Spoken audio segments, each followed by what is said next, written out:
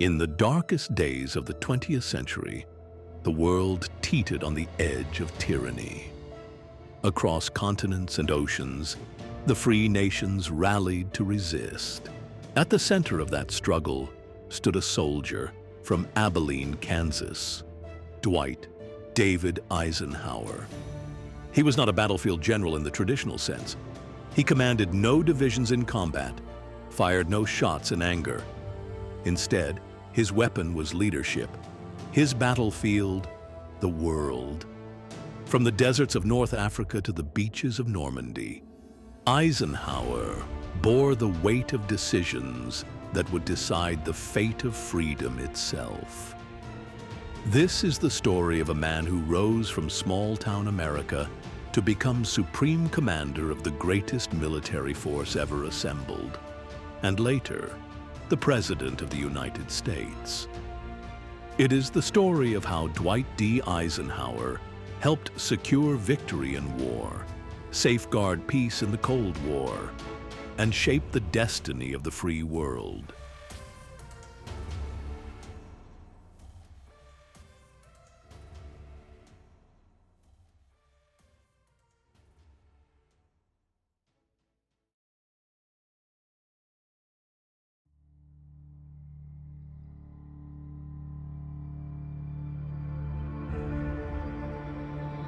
Dwight D. Eisenhower began his military career in June 1911 as a cadet at the U.S. Military Academy at West Point, graduating in 1915 alongside Omar Bradley and commissioning as a second lieutenant. Assigned to the 19th Infantry Regiment at Fort Sam Houston, he served stateside during World War I, commanding a battalion that trained tank crews. After the war, Eisenhower joined the Army's 1919 Transcontinental Motor Convoy, and in 1922 was sent to the Panama Canal Zone under General Fox Connor. He later worked with General John J. Pershing on the American Battle Monuments Commission, and in 1929 became executive officer to General George Van Horn Moseley. In 1935, Eisenhower accompanied General Douglas MacArthur to the Philippines to help develop the Philippine Army. Returning to the U.S. in 1939, he served as Chief of Staff to General Walter Kruger during the Louisiana maneuvers. Rising rapidly during World War II, he was promoted to General of the Army in 1944 and became one of the most important Allied commanders of the war.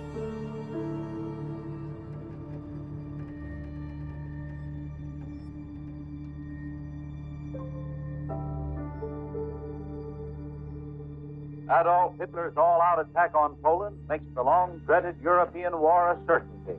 Prime Minister Chamberlain of Great Britain gave the Nazi dictator a 0 hour for withdrawing his troops from Poland. That 0 hour ends now. At this time, we transfer you to London for an important announcement by the British Prime Minister.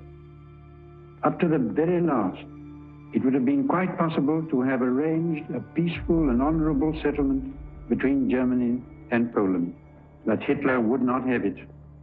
But a situation in which no word given by Germany's ruler could be trusted, and no people or country could feel itself safe, had become intolerable. Now may God bless you all, and may he defend the right, for it is evil things that we shall be fighting against, and against them I am certain that the right will prevail.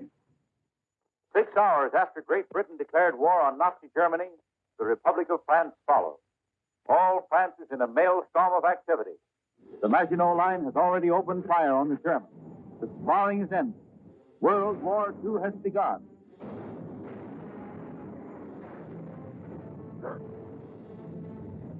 At home, we were asked, what country do you consider responsible for causing this war?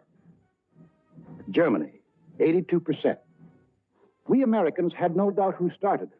Also, we began to fear that this war was going to concern us. President Roosevelt called a special session of Congress to reconsider the embargo against selling munitions. I have asked the Congress to reassemble in extraordinary session in order that it may consider and act on changes in our neutrality law. The men of Congress wrestled with their beliefs and our futures. They debated and they argued. The arms embargo is far too great a security to American peace to permit its surrender without a last-ditch fight. Embargo Act, as it now stands, is one-sided and works entirely to the advantage of one side. Therefore, the Embargo Act should be modified. We, the people, also debated and argued whether we should sell arms and munitions. When the question was put to us, we had an answer. Should we change the Neutrality Act so we can sell war supplies? Yes, 57%. Shortly after, our representatives changed the Neutrality Act. We lifted the embargo on arms and munitions. Now we would sell if purchasers would pay and take the stuff away in their own ships. American ships were still barred from combat zones. Meanwhile, on the other side of the globe,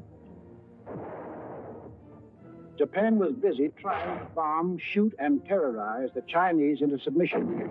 We began to realize that if Japan conquered 400 million Chinese, she might become so strong as to run us right out of the Pacific.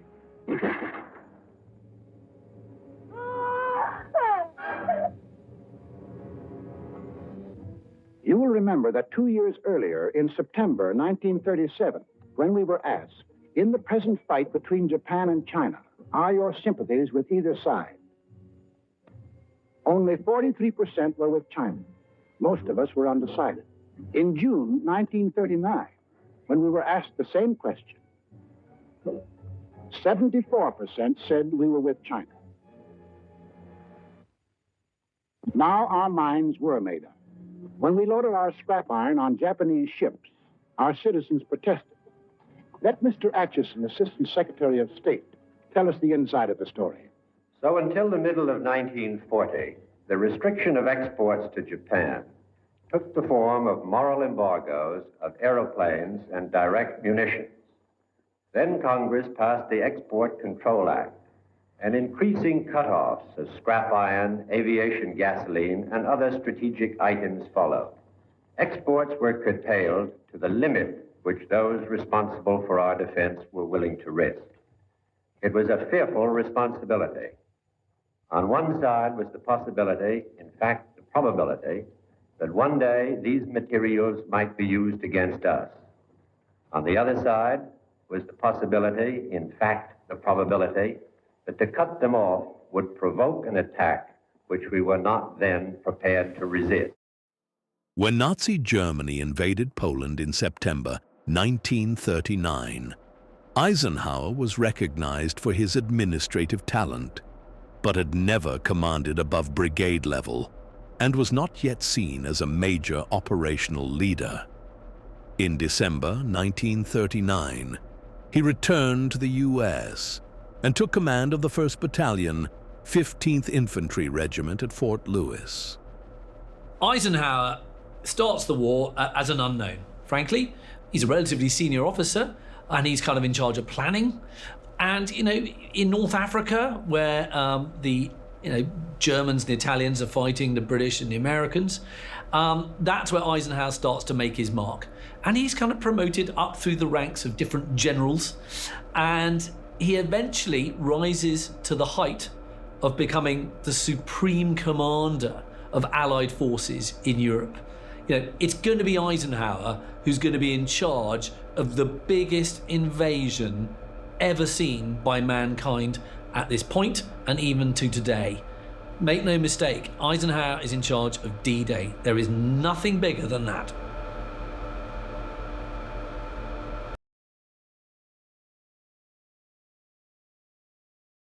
Later recalling it, confirmed his desire to serve directly with troops. His tenure was short.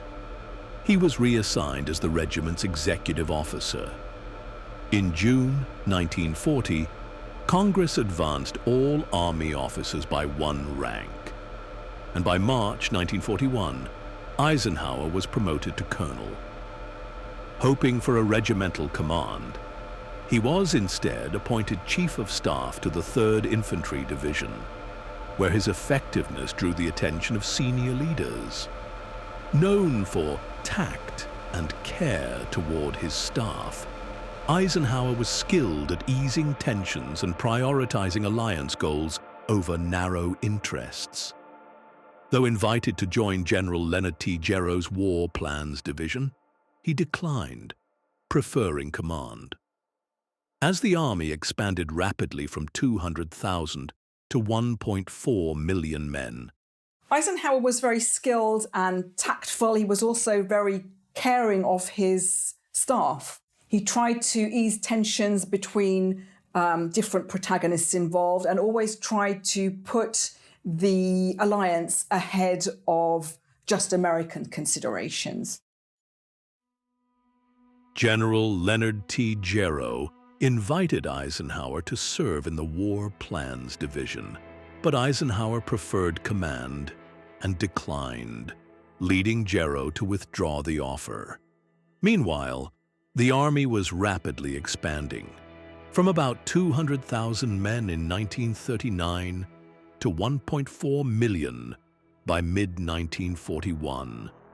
In March 1941, Eisenhower became Chief of Staff of the newly activated 9th Corps under Major General Kenyon Joyce, and by June, he was appointed Chief of Staff to General Walter Kruger, commander of the 3rd Army at Fort Sam Houston. That summer, the U.S. Army staged the Louisiana Maneuvers, the largest military exercise in its history, involving nearly 400,000 troops from the 2nd and 3rd Armies. Eisenhower's planning and coordination during the maneuvers won him recognition from senior commanders, marking him as a rising officer capable of managing large-scale operations.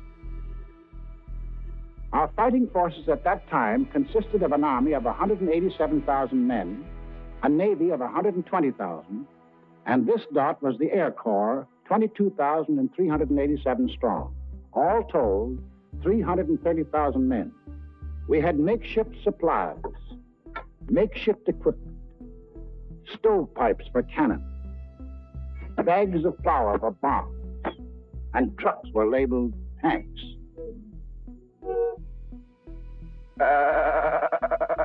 Our infantry had exactly 488 machine guns. We possessed 235 pieces of field artillery, 10 light and 18 medium tanks. That was the Army of the United States in May 1940, the month in which the Nazis overran France. So we called our Minutemen, the National Guards of the 48 states, and placed them into federal service. And most important, Congress passed the Selective Service Act. For the first time in our history, we began mobilizing an army while still at peace. The first number is serial number 158.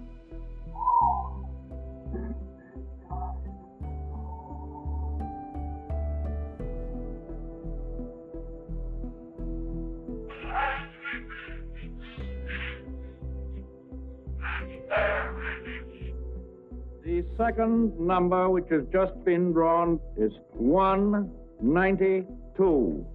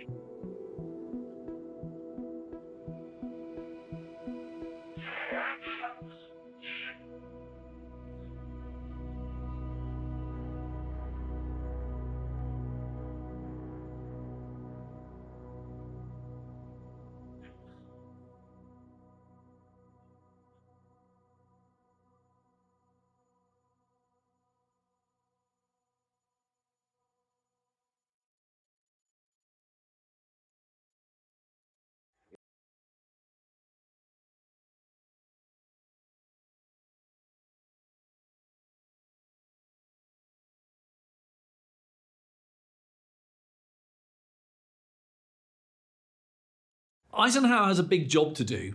It's simply this: beat Germany.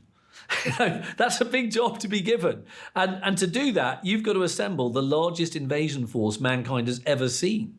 We are talking millions of men. We are talking thousands and thousands of boats and tanks and aircraft. And one man is in charge of all that, and that is Dwight Eisenhower. It wasn't too soon. Time was running out. The Nazis had begun their shattering blitz on Britain. Hello, America. This is Edward Murrow speaking from London. There were more German planes over the coast of Britain today than at any time since the war began. Anti-aircraft guns were in action along the southeast.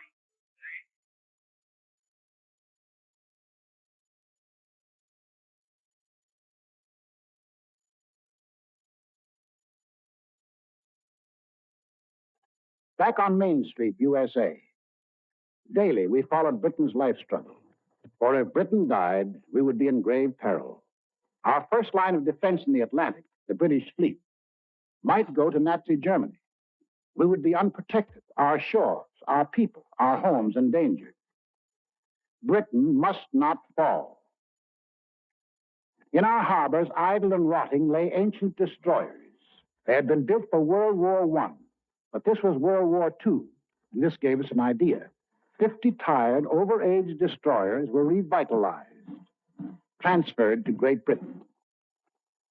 In return, we acquired further protection of our shores. We received a chain of bases stretching from Newfoundland to British Guiana. These bases threw a steel wall around the Caribbean. These bases gave new safety to the Panama Canal. It was now clear to the aggressors that we were conscious of the threat they represented to our country.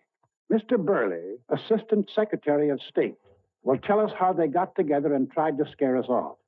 From 1936 on, it became increasingly clear to the world that Germany, Italy, and Japan were pursuing a common pattern of aggression, both in Europe and in the Far East.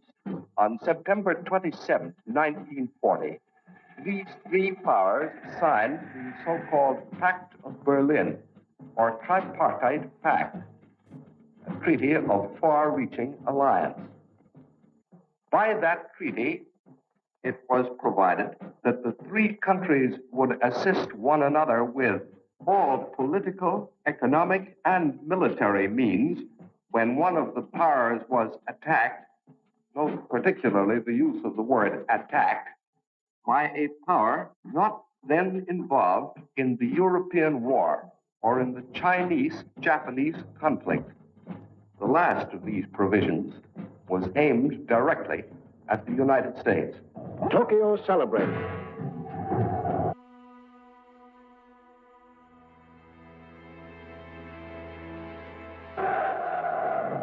Rome cheered.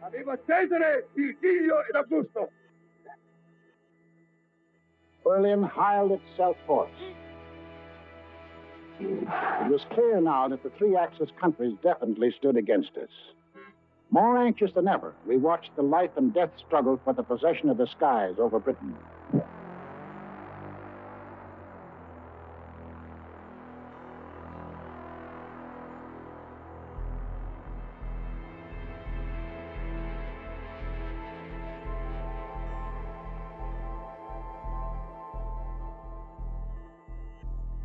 Despite the propaganda and confusion of recent months, it is now obvious that England is losing the war. England will not only survive, England will win.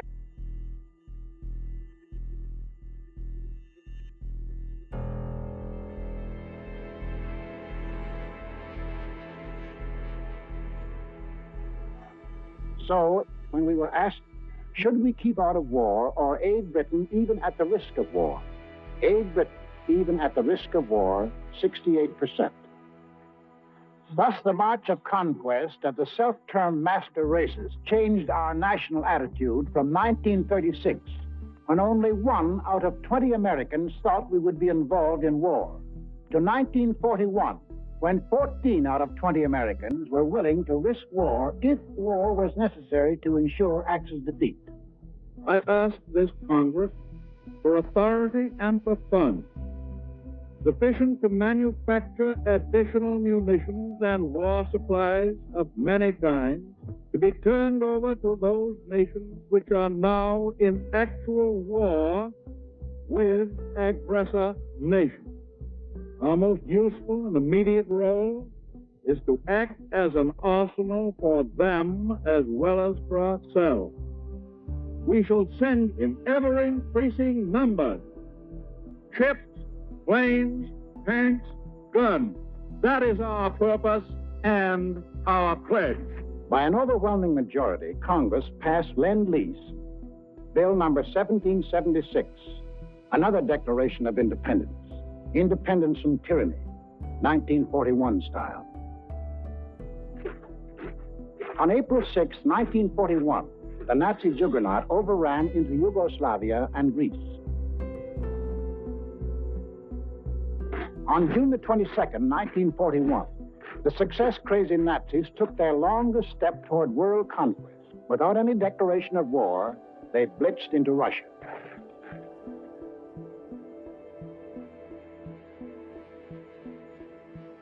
We were determined not to let down any nations defending themselves against unprovoked attack. So we extended Lend-Lease to these new victims. Now, the Lend-Lease products of our factories were being unloaded in the bombed ports of Great Britain, at the Red Sea ports for the British in Africa. Lend-Lease was being hauled over the Burma Road to China. Lend-Lease was piling up in Murmansk and Iran for Russia. Why did we supply war materials to the countries defending themselves against Axis aggression? Was it our natural sympathies for people unwilling to lose their freedom? Was it our ancient antagonism to conquerors imposing their rule on others by force? Yes, partly. But principally, it was because the American people had become certain that they were on the list of free nations to be conquered. Two worlds are in conflict, two philosophies of life. One of these two worlds must break asunder. And we were the leading example of that free world that Hitler was committed to breaking asunder. What would have been our defensive position if the aggressors had succeeded in conquering Britain, Russia, and China? German conquest of Europe and Africa would bring all their raw materials, plus their entire industrial development, under one control. Of the 2 billion people in the world, the Nazis would rule roughly 1/4, the 500 million people of Europe and Africa, forced into slavery to labor for Germany. German conquest of Russia would add the vast raw materials and the production facilities of another of the world's industrial areas. And of the world's people, another 200 million would be added to the Nazi labor pile. Japanese conquest of the Orient would pour into their factory the almost unlimited resources of that area. And of the peoples of the earth, 1,000 million would come under their rule, slaves for their industrial machines. We in North and South America would be left with the raw materials of 3/10 of the Earth's surface against the Axis with the resources of 7/10. We would have one industrial region against their 3 industrial regions. We would have 1/8 of the world's population against their 7/8. If we, together with the other nations of North and South America, could mobilize 30 million fully equipped men, the Axis could mobilize 200 million. Thus, an Axis victory in Europe and Asia would leave us alone and virtually surrounded, facing enemies 10 times stronger than ourselves. These are the reasons that led us, the American people, to change the Neutrality Act, to send aid to Britain, to Russia, to China, to make ourselves the arsenal of democracy. These are the reasons why now the first American troops set forth into the Atlantic to occupy new bases in Greenland and Iceland with the consent of their local governments. After the attack on Pearl Harbor in December 1941, General George C. Marshall appointed Eisenhower Deputy Chief of the War Plans Division in Washington. One of his first tasks was coordinating the defense of the Philippines, personally sending General Patrick J. Hurley to Australia with $10 million in supplies for General Douglas MacArthur. Biographer Gene Edward Smith notes that Marshall and Eisenhower developed a close, almost father-son relationship. Many expected Marshall himself to lead operations in Europe, with Eisenhower as his chief of staff. In February 1942, Eisenhower succeeded General Leonard T. Gero as chief of the War Plans Division, soon renamed the Operations Division, and was promoted to Major General the following month. Time magazine praised him as one of the Army's finest staff officers. Charged with developing grand strategy, Eisenhower proposed building up U.S. forces in Britain, then launching an invasion of Nazi-occupied Western Europe in April 1943. He and Marshall shared President Franklin D. Roosevelt's and Prime Minister Winston Churchill's belief that Europe should be the Allies' primary focus.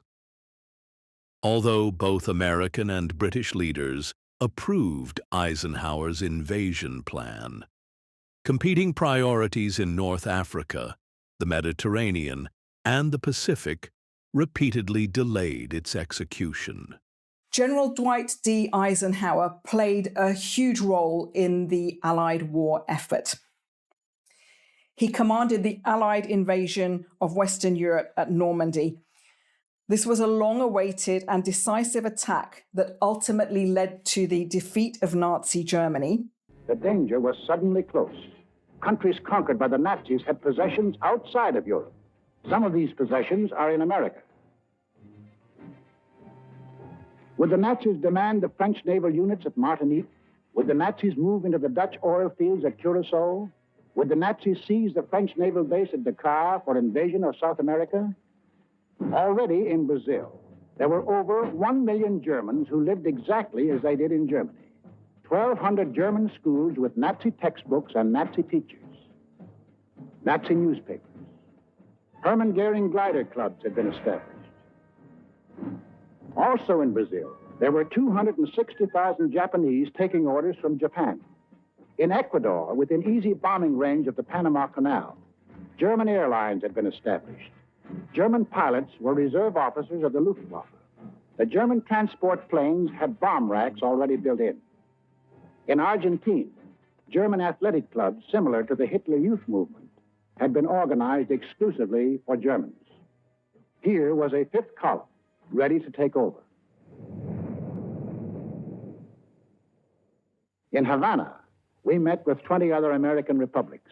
There must not be a shadow of a doubt anywhere as to the determination of the American nations not to permit the invasion of their hemisphere by the armed forces of any power or any possible combination of powers. 20 American nations stood firm. The Americas would not allow any European colony in this hemisphere to be transferred to a non-American power. We said, keep out. We meant it. We must increase production facilities for everything needed for the Army and Navy for national defense. I believe that this nation should plan at this time a program that will provide us with 50,000 military and naval planes. To protect our shores, we authorized construction of a two-ocean navy, the greatest the world has ever known. At least it would be the greatest navy when completed in 1944. But then, in 1940, it was only a paper navy. Beginning in November 1942, Eisenhower headed Operation Torch, the successful Allied campaign in North Africa. He then directed the amphibious invasion of Sicily and Italy in the summer of 1943 and appointed the Supreme Commander of the Allied Expeditionary Forces for Operation Overlord in 1943, heading the supreme headquarters of the Allied Expeditionary Force, he oversaw the entire liberation of Nazi-occupied northwestern Europe.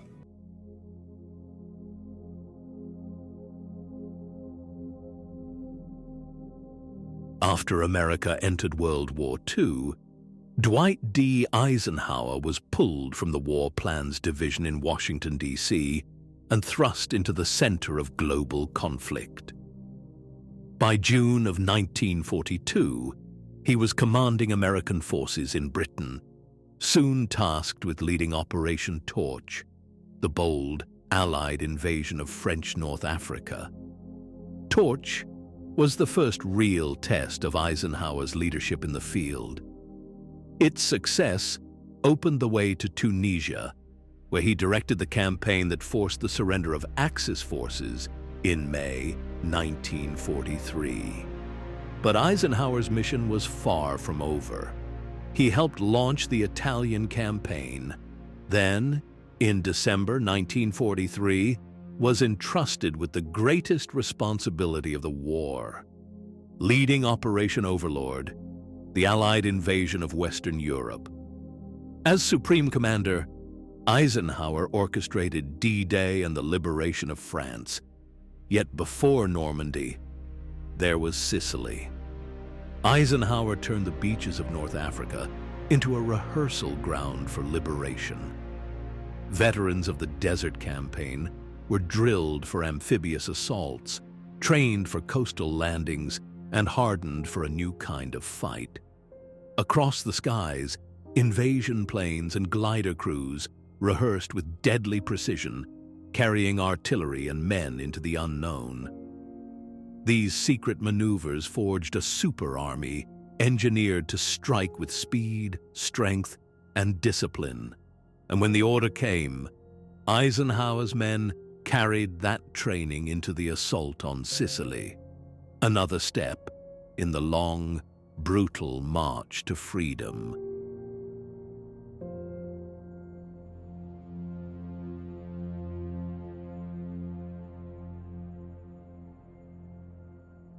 The tow line cast off, runway below.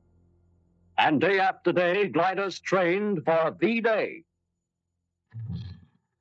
Rehearsal for paratroopers, battle-hardened Yanks, the toughest, hardest combat team the sky ever held.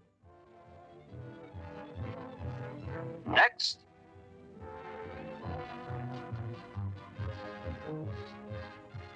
steady men, and away. Following the triumph of Operation Overlord, Allied forces swept rapidly across Western Europe. But Hitler's armies struck back with a desperate counteroffensive, the Battle of the Bulge. In the snow-bound forests of Belgium, the fate of the campaign hung in the balance. Eisenhower's steady command held the line, and after weeks of brutal combat, the German advance collapsed. The Reich's final gamble had failed. In May 1945, it was Eisenhower who accepted Germany's unconditional surrender, closing the chapter on the war in Europe. It had been Eisenhower's responsibility to make the most critical decisions of the war: the invasion of Normandy, D-Day, June 6, 1944. From the decks of Allied ships, his 4-star flag flew high as he oversaw the greatest amphibious operation in history.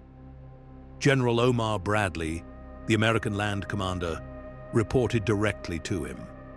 Alongside Field Marshal Montgomery, the Supreme Allied Ground Commander, Eisenhower confirmed the outcome all had hoped for. The beachheads were secure, and the invasion had succeeded. Nearly 60 miles of coastline were now firmly in Allied hands. Cherbourg, the vital deep-water port, was within reach. And still, the Allies came, wave after wave, pouring men, machines, and firepower into France.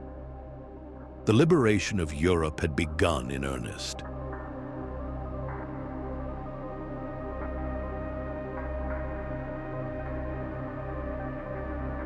When the guns fell silent, Eisenhower's work was far from finished. After victory in Europe, he took command of the American zone of occupation in Germany, overseeing the delicate task of rebuilding a shattered nation. In November 1945, he succeeded his mentor, General George C. Marshall, as Chief of Staff of the United States Army, guiding America's military through the uncertain first years of peace. Eisenhower stepped away from active duty in 1948, taking the presidency of Columbia University. But the world soon called him back. As tensions rose between East and West, Eisenhower returned to service in 1951, this time as the first Supreme Commander of NATO, entrusted with the defense of the free world. Eisenhower, as a result of the Second World War and how well he performs and how sort of what a decent American general is, he becomes incredibly popular at home, incredibly popular. And he's sort of regarded as the encapsulation in some ways of the American war effort. There is no question but that the sum total of these values makes up the very essence of the thing we fought to preserve, our American way of life. But the facts of today must be faced. The preservation of our way of life in a world which twice within a single generation has fought to virtual exhaustion depends squarely upon the national security. That is a truism. I sincerely believe that the only practicable way to assure the national security is by peacetime military training, and that this must be universal. No practicable alternative.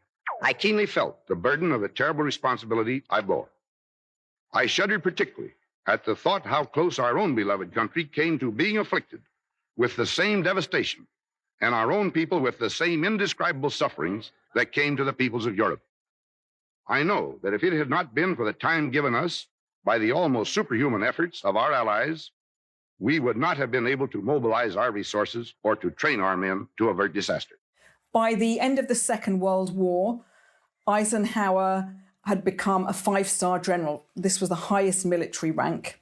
He also became something of a national hero, and in the post-war period stood as a candidate for presidency, becoming the 34th president of the USA, serving between 1953 and 1961. It was election year in America, and Adlai Stevenson, former governor of Illinois, became the standard bearer of an enthusiastic Democratic Party at its Chicago convention. A short time later, the Republican convention met at San Francisco and made short work of its nomination. Their choice by acclamation was President Eisenhower. As returns rolled in on election night, the result was never in doubt. It was a landslide for the Eisenhower-Nixon ticket and America's resounding vote of confidence in its leader. You, Dwight D. Eisenhower, do solemnly swear.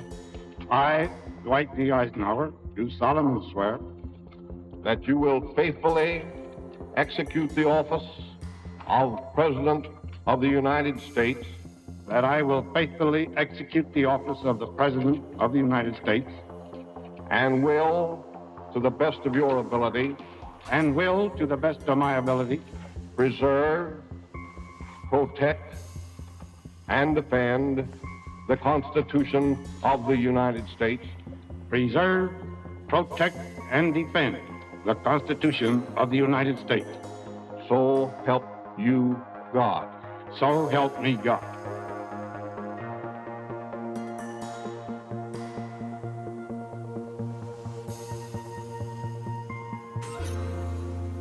This faith defines our full view of life. It establishes beyond debate those gifts of the Creator that are man's inalienable right and that make all men equal in His sight. It inspires the initiative that makes our productivity the wonder of the world. And it warns that any man who seeks to deny equality among all his brothers betrays the spirit of the free and invites the mockery of the tyrant. It is because we, all of us, hold to these principles that the political changes accomplished this day do not imply turbulence, upheaval, or disorder. Rather, this exchange expresses a purpose of strengthening our dedication and devotion to the precepts of our founding documents, a conscious renewal of faith in our country and in the watchfulness of a divine providence. No principle or treasure that we hold, from the spiritual knowledge of our free schools and churches to the creative magic of free labor and capital, nothing lies safely beyond the reach of this struggle. Freedom is pitted against slavery, lightness against the dark. We know, beyond this, that we are linked to all free peoples, not merely by a noble idea, but by a simple need. No free people can for long cling to any privilege. This basic law of interdependence, so manifest in the commerce of peace, applies with thousandfold intensity in the event of war. Eisenhower's leadership on the battlefield soon carried him into the political arena. His candidacy for the presidency was a resounding success. In January 1953, the Supreme Allied Commander of World War II became the 34th President of the United States. For 8 years, from 1953 to 1961, Eisenhower guided the nation through the tense early years of the Cold War, balancing strength with restraint and always mindful of the cost of war.